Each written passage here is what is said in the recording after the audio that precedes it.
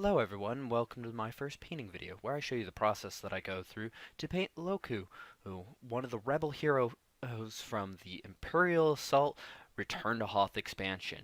Now, I'm not going to be doing these intros too often, if ever after this, for the painting videos. Most of the time this stuff will be stated in the video itself. I just wanted to do this for my first one. These are time-lapse videos where I will go through and do majority of the process for the model. Um, I will be doing assembly for further models. Majority of Fantasy Flight models are pre-assembled, skipping things such as the priming starting coat and the varnish finishing coat, as well as some minor touch-ups after the base coat is done, which I do in this specific case. Um, but that's pretty much it for this intro. Uh, so let's get straight to the video.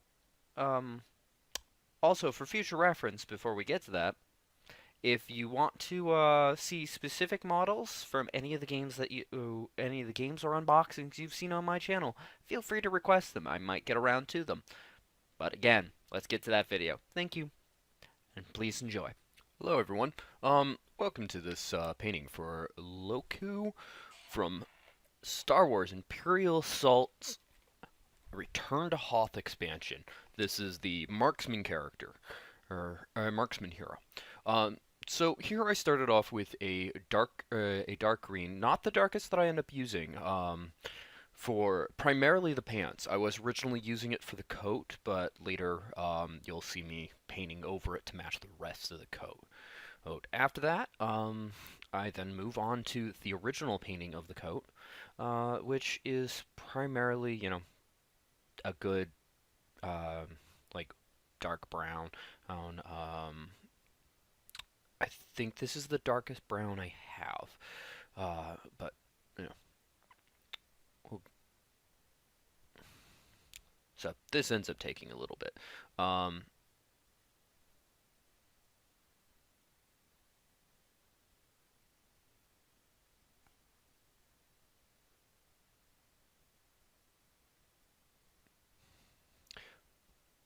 as I'm now remembering in this dead silence, apologize about that.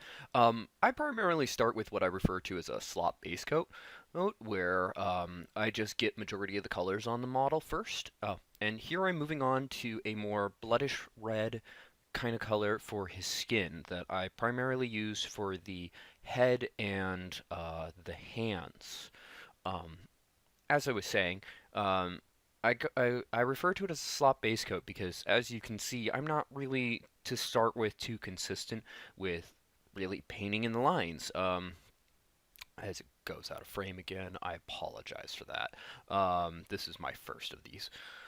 Uh, it results in it so that it lets me get a lot more of the work done quicker, sense of accomplishment, and I can move on to the details themselves later. It also lets me figure out color. Like, for example, I could tell real quick, but just hadn't gone back to it yet, wanted to finish up other parts, that the green would not work for the vest part of the, and that the model itself is that's actually the coat closed, while on the graphic that's provided on his character card for the game, it's not, and the jumpsuit goes all the way up.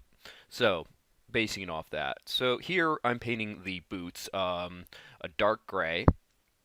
Um, I was debating whether or not to paint the bottom of the black, but at the end I didn't decide to go with it because it would clash with the base, which I paint entirely black. The backpack I go with a even darker green. This is the darkest one I use, and it is just the backpack itself. Originally I ended up painting the straps, but I went with those as black. You'll notice I avoid painting that whole little square piece on the back because that also ends up being black. Um, I don't think I use this for the side pouch. You don't really see it too much, but on his left hip, there's actually a green pouch. I think I went with the same color of the pants because it looked like it was really just part of the jumpsuit. Out of frame there again. I apologize. This is, something that's gonna take me a while to get used to. Next, as you can see, I'm going with the gun. I started with just a total black. I didn't bother painting any details or anything onto this as I looked at it more as a sniper rifle where you don't want anything to pop out or anything like that. He genuinely has an ability of just mark other characters and everybody does more damage to it. Um, I save painting the base itself later, but here I'm touching up the belt. I believe I got the straps on the backpack and the side and the hip pack as well. I end up also painting a little bit of the base as to not waste all the paint. So here's the model so far, majority of the base coat. Then I got back to it, and this is where you can see that I'm redoing the coat. And honestly, I think the moment I ended up starting, it ended up looking much better, in my opinion, rather than the green for the vest, or what I thought was a vest. The modeling is really odd. If it is a separate vest, it blends in right with the straps from the backpack.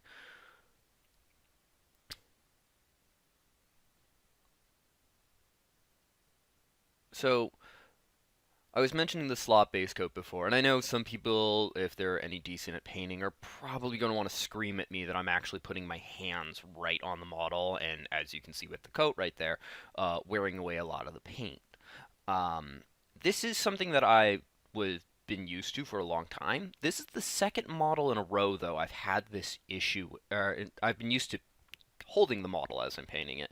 It's still intentionally trying to keep my hands off anything other than the base as much as possible. But this is the second time in a row where I've had excessive issue with the paint coming off.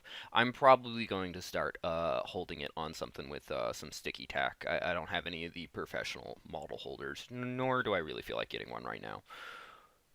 Um, so next, I paint in the eyes. I end up doing the pupils off screen when I do a lot of the touch-ups, which is after the base, just before I get to the ink wash.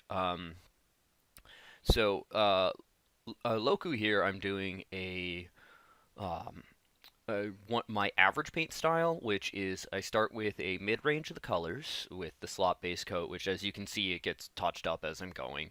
Um, less sloppy, more complete. Then I go with an ink wash, generally black, and then I highlight things out, which you will see as this video goes. Here's me touching up parts of the coat. There's where I do the rest of the backpack, painting the strap and the little extra pouch there black. I did forget to dry brush the pouch part.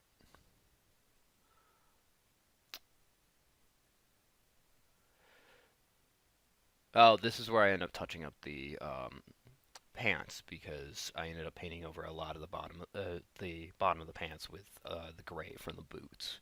It wasn't really too visible from straight on, but you could see it from the underside of the model.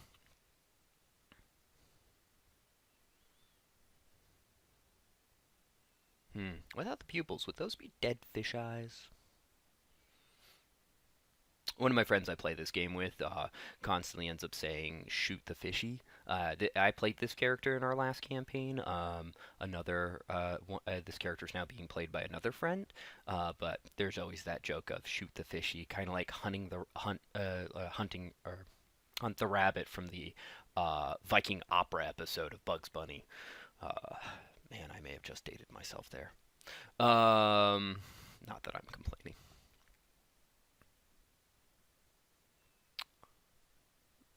Of course, that did start out shoot the Wookiee. First game of this we played, I was playing the Wookiee, and he would just always want to shoot me. So here I go painting the base. This part takes a little bit longer than the rest of it, than anything else, probably even the coat, because honestly, it's the largest surface area for a single color. This is really when I was debating whether or not I wanted to paint the bottom of the boots black. But I decided against it. You might see that there's a little portion in which it just meshes right into the base itself, and up close it was still a little difficult to tell, like because his inside of his left boot I ended up accidentally painting, so that's when I really started contemplating it. But again, at the end of the day, I decided against it. So after the base is done, I end up off camera doing a lot of touch-ups, which I'll mention now. Filling out a lot of the colors, painting the irises on. Put a couple brown spots on his forehead. They show up in the artwork on his character card. They're not too visible in this video, but they're definitely there. Um, yeah, need a better camera someday.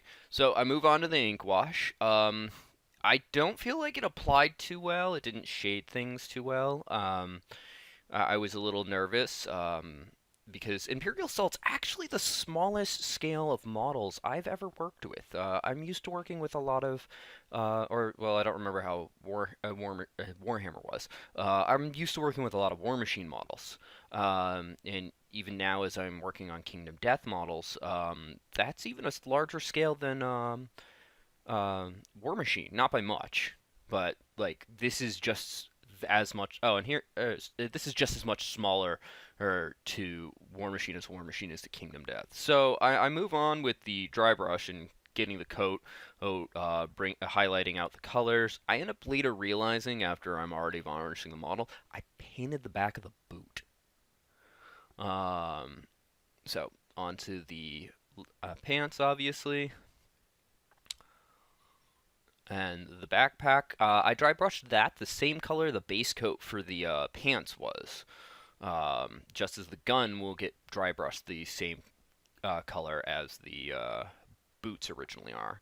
I almost went with an orange for the um, skin for dry brushing it, but then like holding it right up, I acknowledged it would have just been too bright. All that was left to do at this point was to apply the finishing coats of varnish with 3 layers of matte and then 2 layers of gloss to the eyes to give it that, well, fish eye look. And that's the entire model. Thank you for watching. If you'd like to see more like this, please subscribe. Feel free to like the video if you did. If you didn't, dislike it. And leave a constructive comment if you can. If you want to see any other specific models, feel free to request them. If I have them, I'll try to do them. Bye-bye.